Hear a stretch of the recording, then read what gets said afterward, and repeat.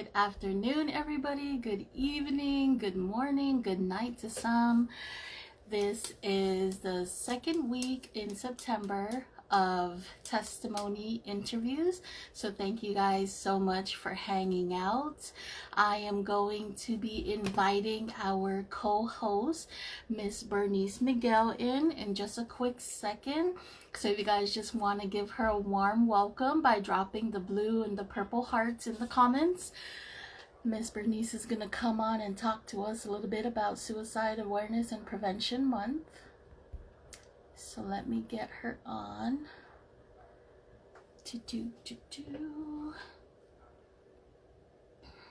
Yay, thank you, thank you. Blue and purple hearts, everybody. Drop the blue and purple hearts for Miss Bernice. I'm so honored and excited for her to be on the live today. What's going on, the only Brent Cruz? I think I have to wait for her to get on. While we're waiting for her to get on, just comment below how you guys are doing. I'm so excited that we made it through our second week of September. Excited for the people that are coming on. It's going to be super educational and informal and super necessary. So I'm excited for that.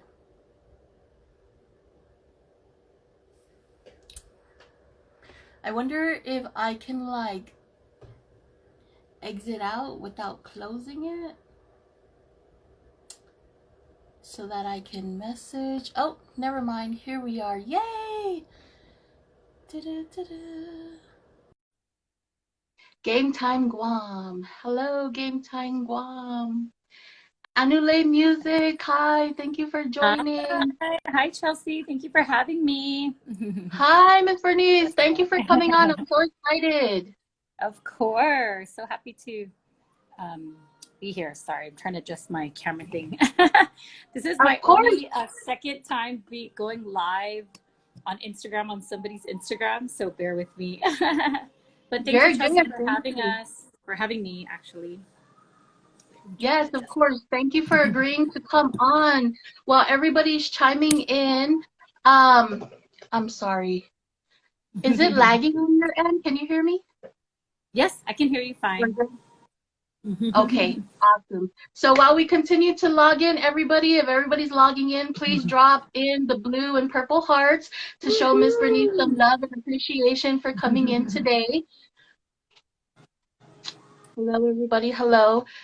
So, Miss Bernice, we're going to go ahead and just jump right in it. Yeah, sure. Yeah, so again, thank you so much for coming on, everybody. I just wanted to introduce Miss Bernice really quick. This is Bernice Arceo McGill. She grew up in Chalampago, Guam.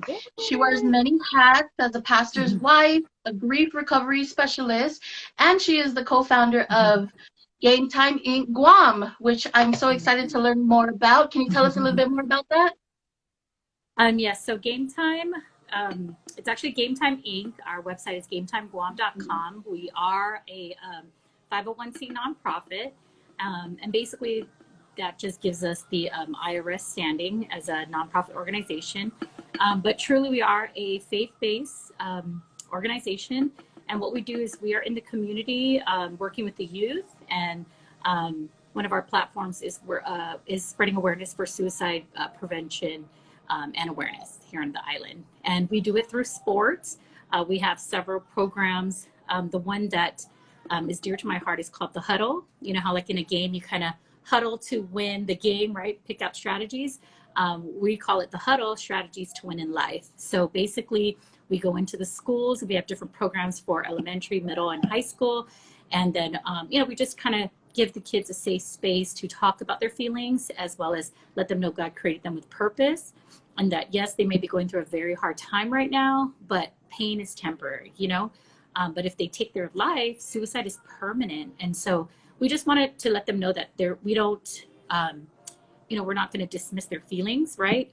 But at the same time that they have a purpose, and, that God loves them. At the end of the day, it's like God loves them, we love them, and that's just how it's going to be. And hopefully just instill hope into them, so we play sports as part of our program. My kids are mixed. They're half black, and so they're very tall. My youngest daughter looks like Zendaya. So the kids get a kick out of it. They really think that my husband is from the NFL or something or the NBA. And so it's just a cute, it's just really good to give back to the community and help them. Yes, yes. Thank you for that. I'm so excited for us to share the message and to continue to learn more. Share the message to the locals on Guam, which is my efforts in this month, and of course going forward, as well as sharing the education and the resources to the people off island as well, because I just thought it was such an important resource to have. And like I mentioned to you before, I was not aware that this sort of thing was available to the local community. So before we move on, just to everybody that's chiming in, if you guys can utilize, please, the question box for Ms. Bernice. Please, please, please come up with any questions that you guys may have. Anything as far as game time in Guam, as well as any advice through any, thoughts that you may be going through, or anything that you guys may be struggling with during COVID. And moving on to the next question, Ms. Bernice, can you explain to us what makes you so passionate about suicide? Yes. So a lot of people, I have been getting some like criticism. They were like, Bernice, you didn't lose a child. You didn't, you haven't had someone so close to you pass away from suicide. And that's actually not true. I've had family members pass away from suicide.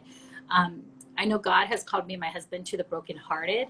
And so when we came back to Guam in 2013, I was in shock to learn that that we lead the nation in suicide. And basically what that means is per capita, there's only 165,000 people in Guam, per capita compared to California, Texas, Alaska, New York, right? We lead the nation in suicide.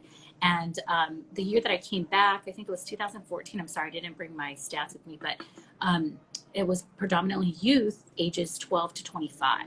And that really hurt my heart because my kids kind of fell into that age group. And then also too, it's Guam's leaders. These are our future leaders of our island. And so, my youngest daughter, she struggled with thoughts, and I can share that story if you want. But basically, I want to be proactive. I want to be in front of the problem. I know God called us to the brokenhearted. He's given us all these ideas of what to do. He's opened doors for us to be in the public schools, even though we are faith-based. And so I kind of just went with that. But really my passion is the people, Chelsea, the youth. I love children. We have 3, me and my husband, but we really should have had more.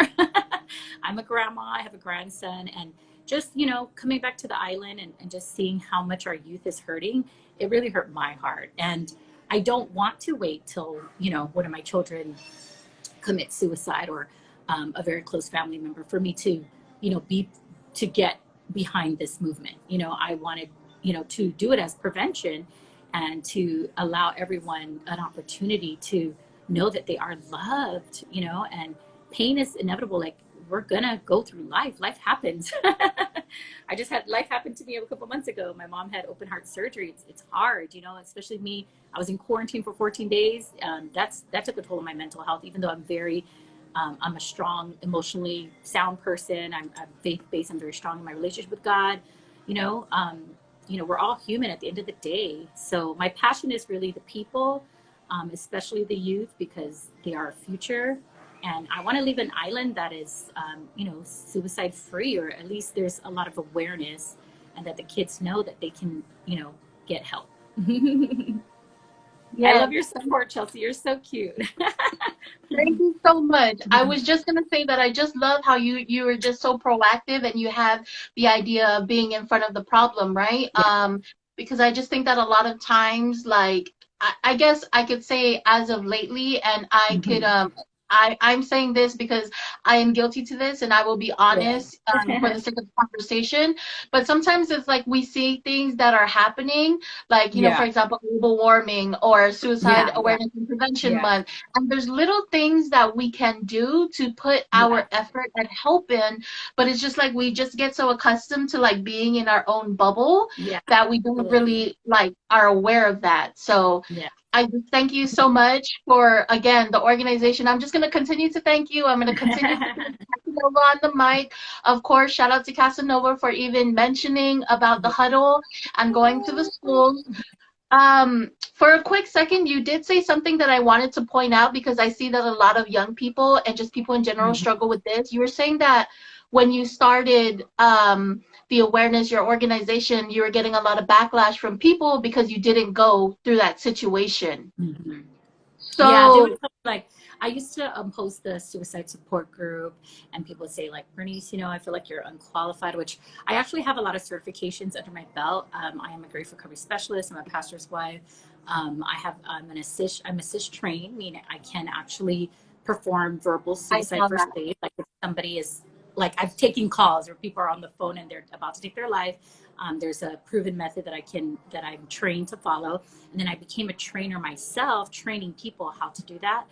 Um, and I get it, like, you know what I mean. You know, uh, they have a right to how they feel, right?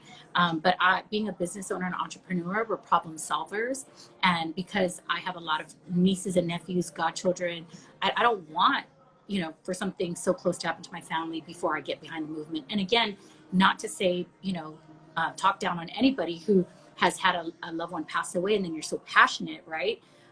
But me personally, I mean, I've had a first cousin that I love dearly, who's very young. I lost. I also had Rain's dad's brother passed away. That was very close to the fire, and that really hurt my heart. But any a funeral that we attend and we find out that they passed away from suicide, it really breaks my heart, and it just fuels my passion to do what we do because suicide, although they're um, the symptoms kind of are like it's kind of a known, you know what I mean? It's kind of like it's not that it's hard to how do I explain it? Like if someone's pregnant, right, you'll have like they're craving, morning sickness, they're gaining weight. But a lot of people struggling with thoughts of suicide, their symptoms may not always be the same. Yes, obviously if they're going through depression, right, like you'll see them withdrawing, maybe they don't want to eat, maybe they're not motivated for life or things that they love to do. So that can be an indication. But as we find out in the world, look at Robin Williams, who made a living making people laugh. He took his life, humor, right? Yeah, and then also to humor. Kate Spade. Kate Spade was a designer. She was very wealthy, very famous. She sold her line to Coach right before she took her life. So it doesn't matter whether you're rich, you're poor, you're happy, you're sad. Anyone can struggle with these thoughts, and they have some symptoms like this could happen, but those are not always the symptoms. Everybody's case is individual and complex. Okay. And so that's why I feel that we need to go out there and on all levels, because a lot of people are saying, Bernice, elementary is too early. And I said, no, no, no. Suicide is not something that people just wake up and say, It doesn't today I discriminate. want to kill myself. Yeah, it's years of pain. And now, we're living in the age of COVID. Um, Kids are stuck at home. Maybe the parents are fighting. Maybe they lost their job. Maybe there's not food, just all kinds of craziness. And so we want to make sure that we, talk to the kids and bring awareness. Like, yes, right now it's a hard situation you're going through. You can pray to God to help you. You can reach out to us. But a lot of kids don't necessarily need to get treated at Guam Behavioral Health. They just need someone to talk to. And that's pretty much like what I believe is, getting in front of the problem and being available, a resource in the community. And we are a growing organization. We're pretty small compared to a lot of other organizations, but my motto is just one person at a time. If I do an event and only one person shows up, hey, if I save that person's life, that's more than enough. I'm not about numbers. I'm not about making this big name for myself. I want to see results and I want to get things done. So that's kind of how I operated. I love I love how you're like, I want to get results and I want to see it get done because somebody actually asked me a question about like how I like what motivates me to push what motivates me to do the things that I do as far as like talking about these hard topics, and I said the same thing. It's results. It's the results I see of me providing a space for people to come and feel safe to talk about hard topics that not a lot of people talk about because I want people to see that I am willing and able to put myself out there to be that change, and hopefully I encourage somebody to do the same. So oh my God, I'm getting like goosebumps as we're talking. I love all the things, but I just wanted to hold space and just everybody tuning in, please continue to utilize the question box and stick around so that way we can address your questions. Miss Bernice is super awesome. I just have been learning so much from her within these short couple of times that I have known her.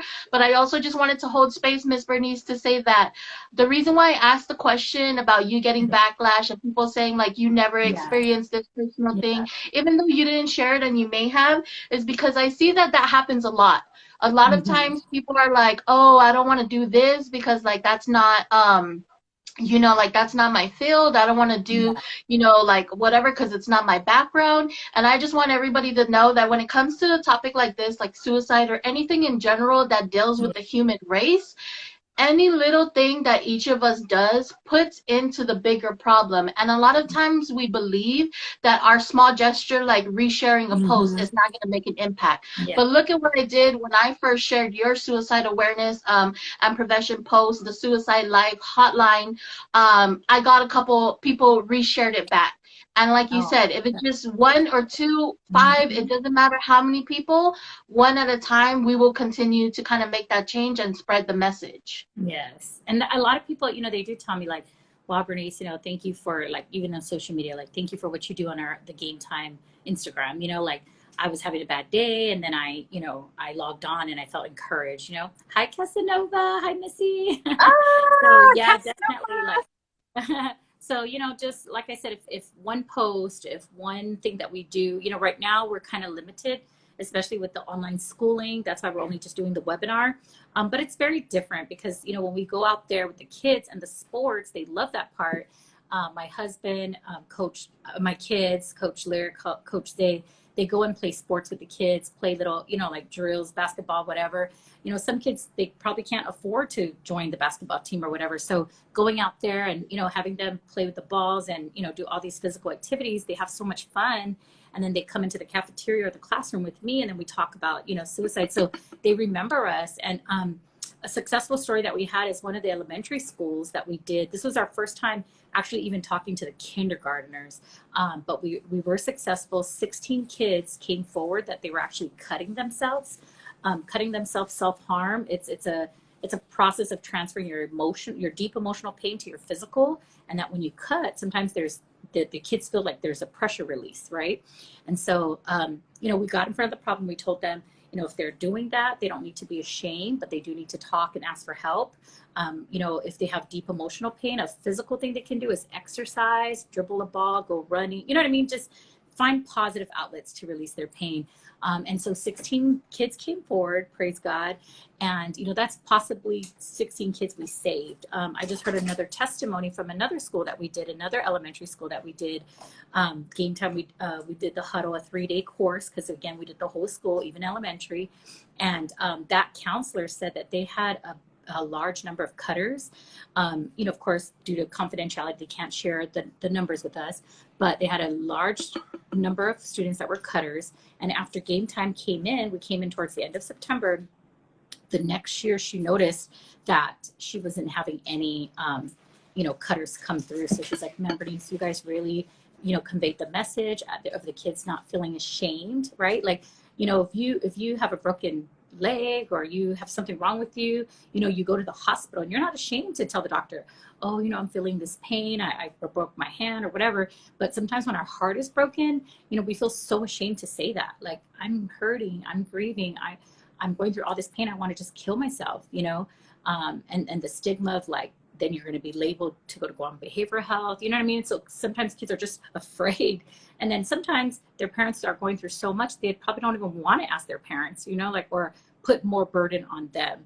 So we're trying to, be very, have a presence online now that there's COVID, and then have a presence in the community saying, hey, you know what? Your parents are your number one advocate. They're always going to love you. They may not do the best to show it, because I'm a parent myself and I failed so many times, but at the same time, we're here to come alongside the parents. And I think people just don't know they don't want to talk about suicide because they don't know what to say. They don't know how to talk about it. Our team, everybody's Safe Talk trained. The young teenagers that help us, they at least take Safe Talk training. A lot of them are CIS trained. So I at least try to get them into some type of training with the Guam Behavioral Health before they can actually help us because of the work we do. I don't want to just throw people out there and, you know, they don't know what to say or what to do. So that's kind of like my take on things. So we're Thank very you. equipped. They love the Lord. They know how to pray, you know, that kind of thing. Thank you. Thank you so much. The more we're talking about this and the more I'm learning, the more I'm getting excited. So Casanova, be ready, okay? We've already been like conversating, but um, going forward, I noticed I saw your website, www.gametime, Yes, GametimeGuam.com. Guam. Yes, GameTime And it's also in the comments. Miss Bernice put it in the Yeah. comments, guys. But why sports? Why do you guys utilize sports? Well, all our kids were in sports, and then you know, statistics show like if kids are in sports, they're less likely to get in trouble, that kind of thing. With us, my husband, so his dream was actually his dream was to own a sports camp, right, and kind of have this platform on Guam to help train kids if they want to go to college and maybe just not have those resources. But in the meantime, before that big vision will come to pass, I just saw the need in the community and I wanted to help. The Peace Office, the Guam Behavioral Health, they were looking for a faith-based organization to partner with. And so my good friend, Michelle Sasamoto, what is that called? She, you know, she hooked us up and then we just, you know, went from there. And when I saw again the need for, you know, suicide and that there was not really an organization that was focused on that. They have other organizations focused on youth, but just specifically suicide. That's kind of where my the light bulbs kept ticking off. With sports, it was just my husband's passion. It was something that the kids love to do. I realized, like, you know, not every kid can try out for sports, and that dedication with the family and this support. It's a lot. You know, I grew up a cheerleader too here at GW and at GW. And so I know a lot of kids don't have that resource. So, you know, to bring it into the schools, to provide the kids, you know, physical activity, for them to play with the ball, for them to challenge each other. It was just, you know, the kids just had so much fun. So, you know, we try to play games with them, with the sports and, you know, just something so that they can remember us, right? Like, they may not remember the story. They were what we talked about. They're like, oh, I remember game time. I remember when they came and they played, you know, with us and they made us feel good. And then they'll be like, oh, okay, if I have a problem, I can talk to my counselor. I can talk to my teacher. I can talk to, you know, so that kind of thing. So, yeah, it's always just been our passion. And then it just kind of took off from there. Amazing. Yeah, no, I love it. And I think that sports and just like moving around in general is amazing and it's great and it will make you feel good. You know, I'm not perfect at it. Yeah. But just sometimes when I'm having, you know, a hard time or if I just Yeah. like I'm too cooped up in the house, like for Yeah. example, being in COVID, how we're locked in, you know, whenever I'm not being lazy, I'll go and walk around the block once and then Yeah. I'll feel good. I want to do it again, walk around. Yeah. So that's a good tip to actually share, and I love that.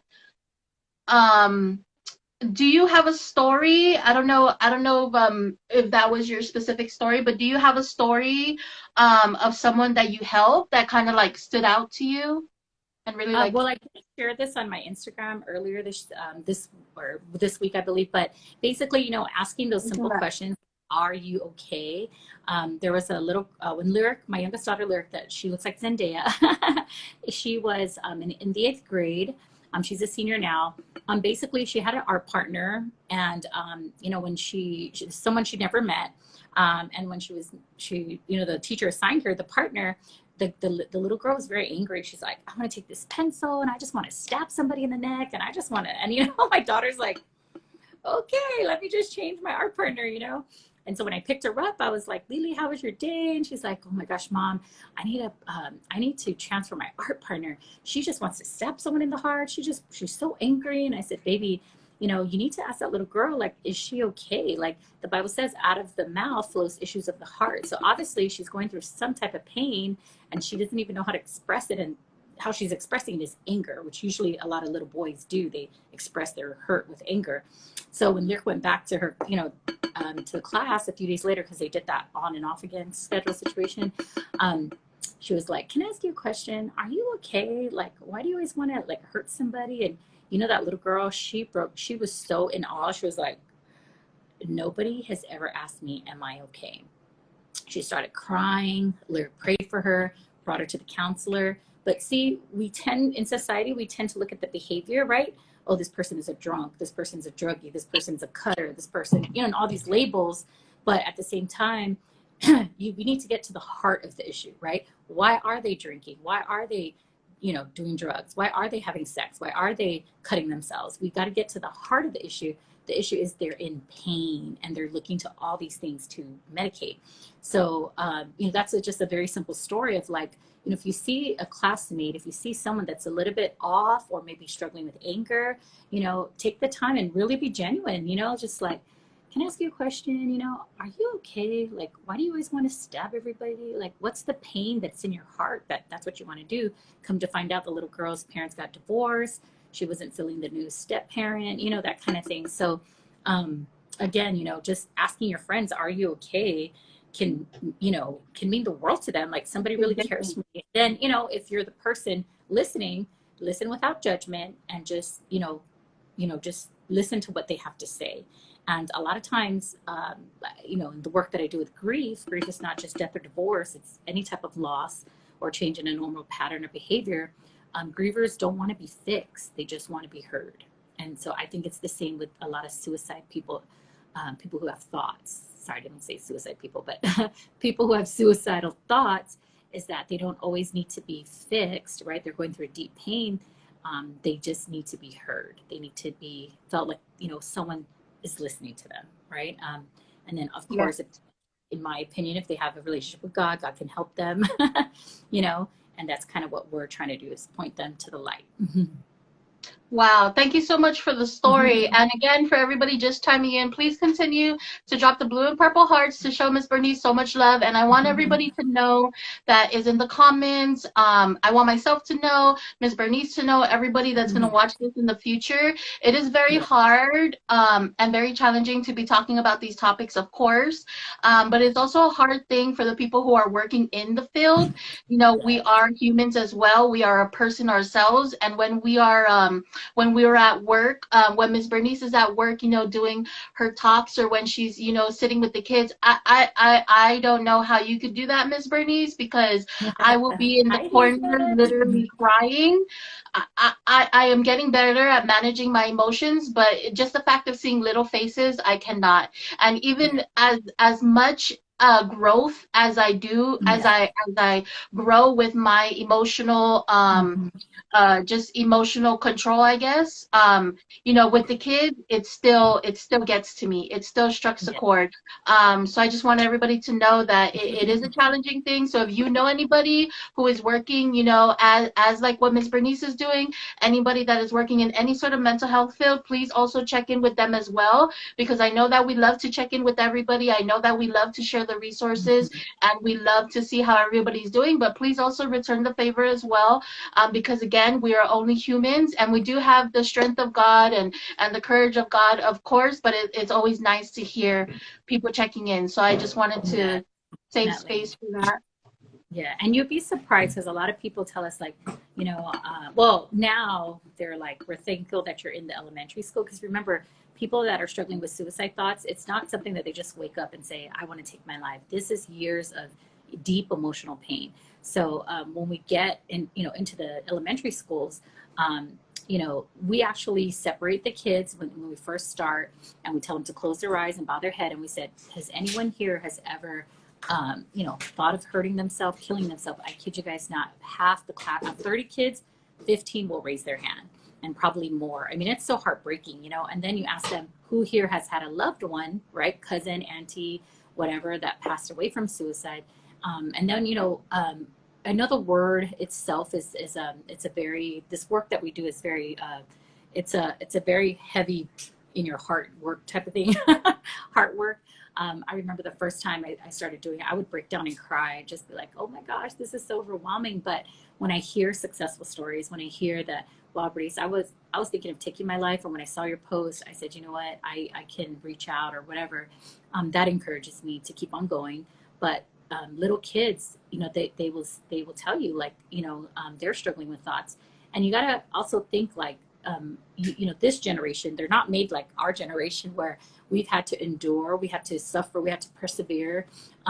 You guys live in a generation where everything is at your fingertips, right? Information and all that stuff. So you technically don't know how to persevere, how to wait, how to like see things through, because that's not the world you live in. You kind of live in this microwave world, and not to put anybody down, or I don't mean that in a negative way. It's the truth, right? You guys want information, you can find it out quickly. Like not, us back in the day, we had, you know, especially here living on Guam, we got cable shows a week later. We had typhoons. We didn't go to school for like 3 weeks, you know, 3 months. We had no power, no water, like, you know what I mean? And I think we just learned how to, you know, our generation just learned how to persevere. But, you know, in this society, the young generation, they don't know how to do that. And so when you tell them, you know, just hold on, you know, like pain is going to end, this is temporary, they don't know what that looks like, because, you know, they're saying pain is going to end. It's supposed to be like 3 seconds, click on the YouTube video and it'll pop up. You know, they don't understand that concept. So we have to go in there and kind of just, you know, tell them like, life is going to happen. Yes, you know, we remember our first heartbreak, right? Like, yes, you're crying over Chris, but maybe God wants to send you a Carlos, or, you know, it's like, just be encouraged. Like, you know what I mean? So, and again, just, you know, hearing them out and just holding space for them so that they just feel heard, right? And we may not agree, or some parents too, they're not that they're insensitive, they just have so many other things to worry about. So when they see like, you're crying because you lost your dog or you lost this, you know what I mean? They're going to be like, oh my God, you know, they don't really know how to express that they're there for them. But that's why with grief, I teach a class also to helping children with loss. And so that's basically just to the parents, how to be there for your child as they're going through a grieving process.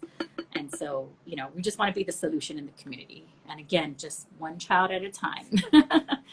Yes, yes. I love that motto, because I think I shared it with you when we had first conversated about one child at a time, how I try to like, you know, I had a hard time going by that, right? Like believing that and working by that, because it's like I get a caseload of like 7 kids and it's like I helped like 2 of them, and then the other 5 is just I wasn't able to help them. And I'm getting better as far as like understand truly. The more time passes and the more I continue to do that work, and the more I am aware of my mental health when I'm doing this kind of work, the more I actually believe and I understand that statement. So thank you for sharing that. And just to bring a little light to the conversation and a little laugh, I love how you were saying, like, you know, back then we got TV shows like a week later, because I was going to chime in. I was going to chime in and I was going to say the youngest cousin even had to hold the antenna while everybody was laughing or watching TV just to get like a steady picture. Right. True.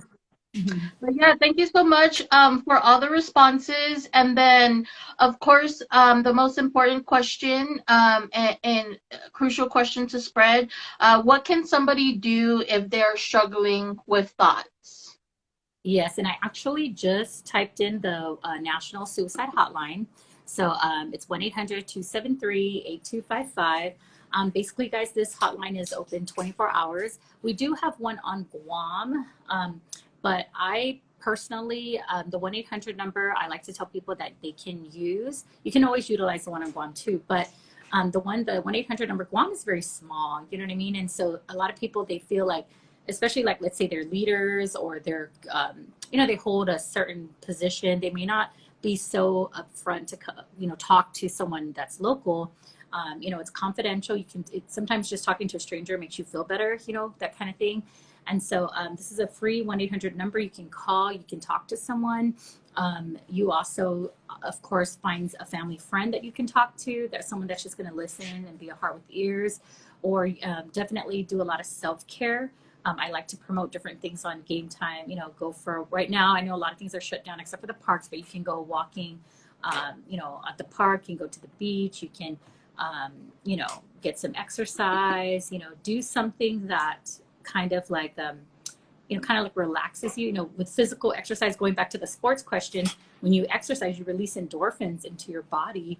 And then also that helps also with, your overall mental health. So definitely, they can call, they can reach out. My main message is just to reach out, right? We don't know what's going on in your head. We don't know the thoughts. You could be a Robin Williams, a Kate Spade, or there's so many other celebrities that took their life that we would think, oh my God, they had a perfect life. Like they made money, they're stars, they're famous. Like, why would they want to kill themselves? And so, but you never know what deep pain they were going through. You don't know the years of pain that they had to deal with. So definitely reach out to someone. You can reach out to us on Gametime. You can call the 1-800 number. But definitely reach out and ask for help. That's the main theme of what we do is telling kids to ask for help, because if you don't ask for help, we don't know how to help you. And I'd rather listen to someone for 2 hours or 5 hours than to attend their funeral. So that's kind of like what I feel. Yes. Thank you, Chelsea, for having me. Thank you so much. Thank you, awesome. of course. Do you have anything else that you would like to share with the people? I know I'm going to mention a couple of brief announcements really quick before we go, but is there any?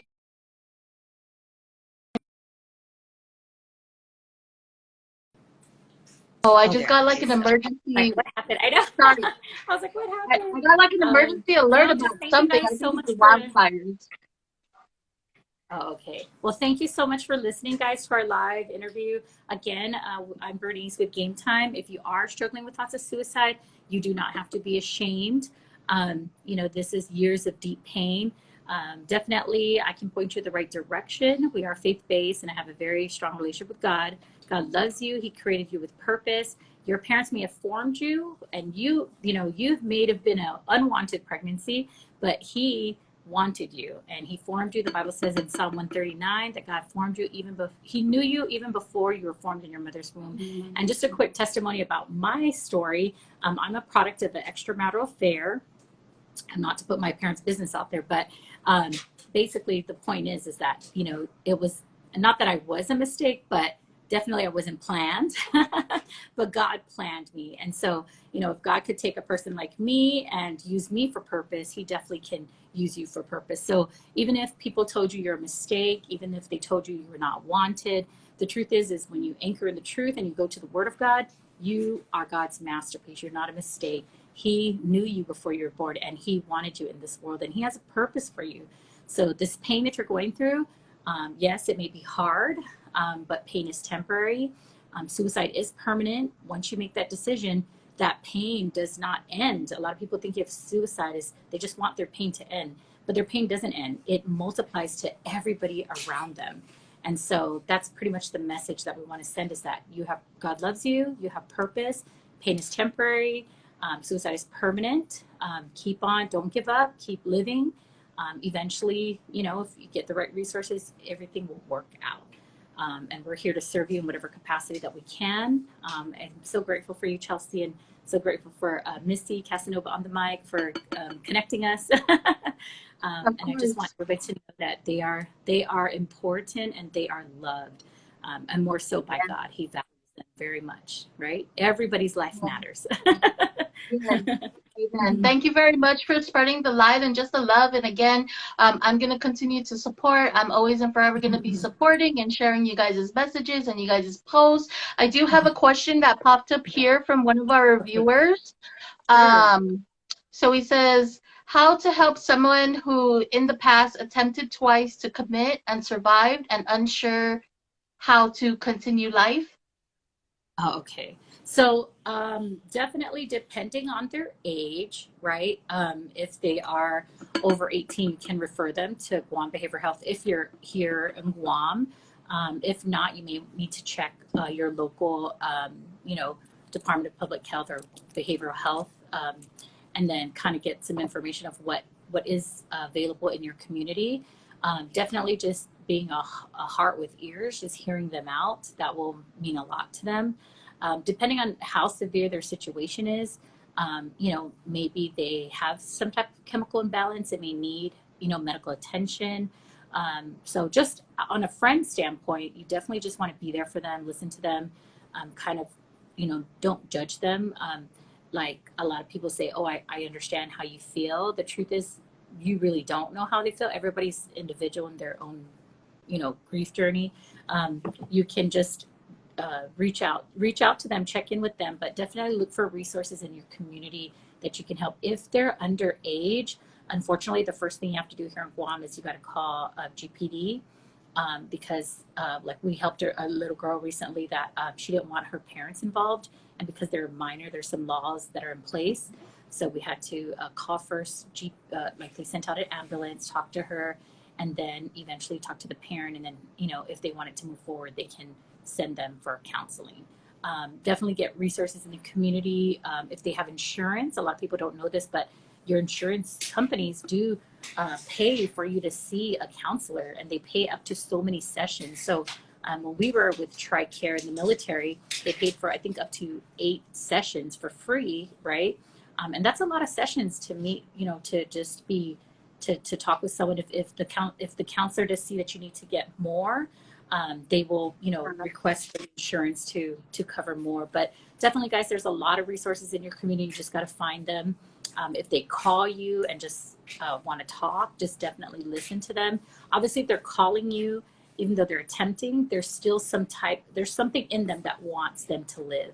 So what you got to do is you got to find out what it is why they want to live, and kind of always focus on that. Not so much focus on their problems, but allow them to talk about their problems, and then find the thing that makes them want to live, and then keep talking about that. Keep encouraging them. If like I had a guy who called, and he was in the act of trying to shoot himself, and he was like, my wife left me, she took my daughter, she's 3 years old, I don't know how to find her. And I was like, sir, if you take your life, you will never see your daughter. But there's going to be a point where she's going to be 18, and she can, by law, she'll be an adult or whatever, and she can look for you. Yeah, it's a couple years, but there's the hope, right? If you suicide, you're never going to see your daughter. As opposed to you continue living, you might see her in 15 years, 10 years. But again, that could all change, right? What if your ex-wife has a change of heart next year? Then I kind of shared in my testimony of how I met my dad after 15 years. We were very close. So, he was like, man, Bernice, thank you so much. You're the nicest person I ever talked to. So, you know what I mean? Just being there. And then, the Lord does say if we ask for wisdom, he'll give it to us. So when you're talking to your friend, ask God for wisdom of what to say. The Bible says if we open our mouth, he will fill it. So, ask God for wisdom. That's what I do with every call that I take. And he'll just guide me kind of like what to say. And that person was like, I never thought about that. It's because when people are in pain, all they see is that tunnel vision. But you need to make them see the big picture. Yes, it might take you 15 years, but you'll still see your daughter, and you can have many more years together, as opposed to you suiciding. I don't even know if that's a word. You taking your life today, then you're never going to see her for sure. So just stuff like that. But definitely just listen. Thank you so much for that question. Hope that helps. Yes, definitely yes. Be an ear. Be ears, heart with ears, and then check different resources in the community. Because if he attempted several times, he is asking for help, and maybe his situation might be a little bit more than you can handle, and he might need professional help. Yes, yes. Thank you so much for asking the question, and thank you so much, Mrs. Bernice, for answering the question. I appreciate everybody joining in. Before we let Ms. Bernice go, I just wanted to announce that I am doing a event. It's called Learn Local, Support Local, and basically what I wanted to do was try and find a way that I can help literally small businesses through COVID-19. A lot of us are struggling financially, and not to put my financial business out there either as well, but I have been surviving off of just saving up money, and the money is running out, so I'm trying to figure out ways that I can make money and I could just survive in general. So I saw that a lot of other people were struggling as well, and we were trying to create business to see how we can work in a way that works for us. us as well as with our families. So learn local, support local is basically a goal that I'm going to try to do, and I'm super happy that Gametime Inc. is the first organization that I'm going to be giving back to. So basically, what we hope that you guys can do is just support the local businesses, the small businesses that are either located on Guam or are located off island. And I'm going to mention those businesses in the upcoming post, as well as spreading awareness for Gametime Inc. Like I mentioned again before, we did not know that the service was available, and I want to make sure that we continue to spread the awareness and just spread the information. So I will be uploading again more information as we go, but the goal again is to spread the awareness, to spread the information, and to support our essential programs and organizations, guys, that are on Guam. Again, I know we are a small island, so we all have to stick together. So please go check out Gametime Guam on Instagram. Please follow their Facebook. Please check out their website, www.gametimeguam.com. And reach out to Miss Bernice. And I'm also going to be doing call to actions. If you guys are not able to donate and support financially, I am also going to be doing videos, and I'm calling it call to action. And the first call to action is to support Gametime Guam by recording a video and just promoting the suicide awareness number and the suicide awareness information, as well as the resources that Gametime Guam has as well. So Miss Bernice, before we let you go, can you share with us the webinar? Is that open to the public to come in to support the kids? And Yes, thank you so much, Chelsea. So we just had our first webinar yesterday. So in the month of September, every Tuesday, we are going to do a webinar starting at 7 o'clock. We are opening it to, we did it with our youth football team, but we're opening it up to the public. So I know I put like 4th or 5th grade, but basically any child, as long as the parent, wants them to join, they can join. Again, it's just for them. We're going to talk about pain, talking about those kind of things that are in their heart, and then we allow them a safe space to talk. It starts at 7. The Zoom information, if you log on to our Instagram, Gametime, I'll be posting that as the day gets closer. But definitely, you guys spread awareness. Every Tuesday, we'll be doing that webinar. And we do have a counselor, professional counselor on hand as well, that, the kids can talk to. But definitely, again, guys, we just want to create that safe space. Not everybody needs to be treated at Guam Behavioral Health. They just need a safe space to talk. So when we did it, we actually started this in June with our organization and opened it up to some seniors. And it was pretty powerful. Like, a lot of kids shared their heart and what they're going through. Parents, you are more than welcome to join in. We just ask that if your child is going to speak and maybe they don't want you to listen, you know what I mean? Sometimes they may not have the full experience of parents around. If they could just, kind of like give them that safe space if you need to, take yourself off the Zoom or go into the next room and just allow them to just share their heart. Definitely, we are always an advocate for parents. We always tell them they are the number one, your kid's number one supporter. So we will never dishonor you in any way. And if we feel that it's something that we need to address, then definitely we'll let you know. And, we can also refer them out to more professional help if they need. But yeah, definitely every Tuesday at 7 o'clock Guam time. I'm not too sure whatever time that is on your end, but you guys are more than welcome to join the webinar. Yes, awesome. Yes, I have been sharing the webinar information with a couple of friends who wanted to jump on and see if they can talk to kids too and say hello or give any personal advice. I don't know how that goes, but I'm just going to continue to refer everybody over to Gametime so that way they can message Mrs. Bernice and the team over there to just kind of ask questions and see what they can do to help. And I'm also going to be sharing the webinar information and flyer as well on my page, so that way everybody can just go to Gametime and get all the information. Thank you so much, Miss Bernice. I so appreciate you coming on. Thank everybody at Gametime Guam. I know it's, your family is out there working. Thank everybody as well.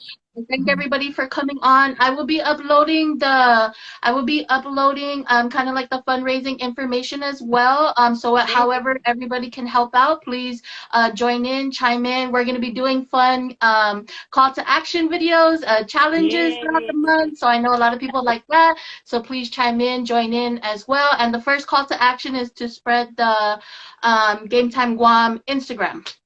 Yes. Yay. Thank you guys. God bless you. Thank you, Thank Chelsea. you. I will be talking to you again, of course. Yes, of course. God bless you, City. God bless Awesome. you. Have a good day. You too. Thank you, Mrs. Bernice. Game Time Guam, Pufa. Everybody, please go visit Game Time Guam Instagram. Please follow their Facebook. Please check out their website, www.gametimeguam.com. Please spread their flyers. I will be supporting Game Time Guam throughout the month as well as moving forward as well. And like I mentioned again, we will be doing a fundraising to donate some money to Game Time Guam, and also just to be spreading the education and the awareness that this type of resource is available on island, because like I said before, I did not know that this resource was available. My goal is to learn local, meaning learning locally in our communities from the resources we have, and then supporting smaller business as well through this hard time. If anybody is on Guam, if anybody is interested in supporting or joining the fundraising, I know it's super last minute. I just learned about the program, but I definitely wanted to do something instead of not doing anything at all. So yeah, excited about all of that. I'm excited for Miss Anita to come on in a couple of more minutes. So I am going to chime off and get ready for the next live. Thank you guys so much for coming on. Please go follow Game Time.